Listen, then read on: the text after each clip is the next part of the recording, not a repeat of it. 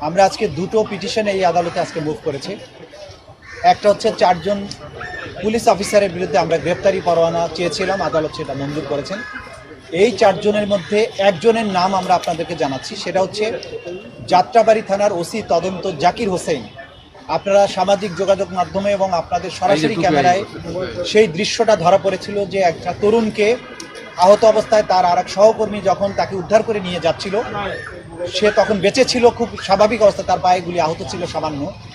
সেই ছেলেটিকে কাছে থেকে যে বুকে গুলি করে হত্যা নিশ্চিত করে এবং পরবর্তীতে তার লাশকেও আবার নানানভাবে বিকৃত করে, সেটা হচ্ছে যাত্রাবাড়ি থানার তদানীন্তন ওসি তদন্ত জাকির হোসেন।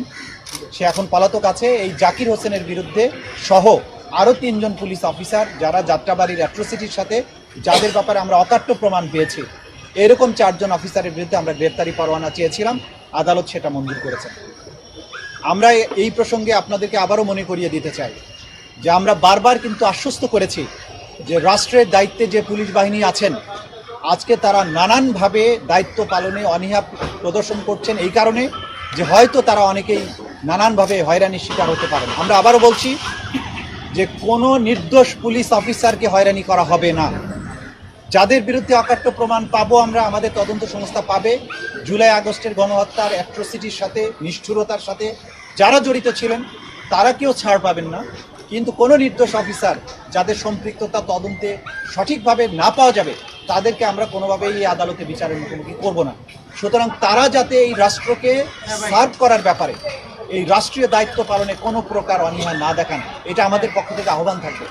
আমরা দ্বিতীয় যে আবেদনটি মুভ করেছি সেটা হচ্ছে যে এনটিএমসির যে সাবেক যিনি ডিজি ছিলেন, বরখাস্তকৃত মেজর জেনারেল জিয়াউল হাসান, যার বিরুদ্ধে অভিযোগের তো অন্ত নেই, আমাদের তদন্ত সংস্থায় তার বিরুদ্ধে অসংখ্য অভিযোগ এসেছে, অসংখ্য হত্যাকাণ্ডের সাথে তার সম্পৃক্ততা, গুমের সাথে তার সম্পৃক্ততা, এগুলো আমাদের তদন্ত সংস্থা ইতিমধ্যেই প্রমাণ পেয়েছে। বাকি তো আরও তদন্ত পূর্ণাঙ্গভাবে হলে তার ব্যাপারে জানা যায়। তিনি অলরেডি আমাদের এই ট্রাইব্যুনালের আদেশে গ্রেপ্তারকৃত আছেন। তার কাছ থেকে আমাদের জিজ্ঞাসাবাদ করা দরকার কাদের মাধ্যমে তিনি এই হত্যাকাণ্ডগুলো ঘটিয়েছেন, বা তার কাছ থেকে এই বিস্তারিত তথ্য আমাদের জানার স্বার্থে আন্তর্জাতিক অপরাধ ট্রাইব্যুনালের যে আইন আছে, রুলস অফ প্রসিডিওর আছে, সেই অনুযায়ী তাকে আমরা একদিনের জন্য জিজ্ঞাসাবাদের বা ইন্টারোগেশনের জন্য অনুমতি চেয়েছি আদালতের। আদালত সেই অনুমতি দিয়েছেন একটা নির্ধারিত তারিখে। সেই তারিখটা আমরা আপনাদেরকে জানাচ্ছি না আমাদের নিরাপত্তার কারণে। সেই তারিখে তাকে আমরা জিজ্ঞাসাবাদ করব, জিজ্ঞাসাবাদ করে তার কাছ থেকে তথ্য উদ্ঘাটনের জন্য আমরা চেষ্টা করব।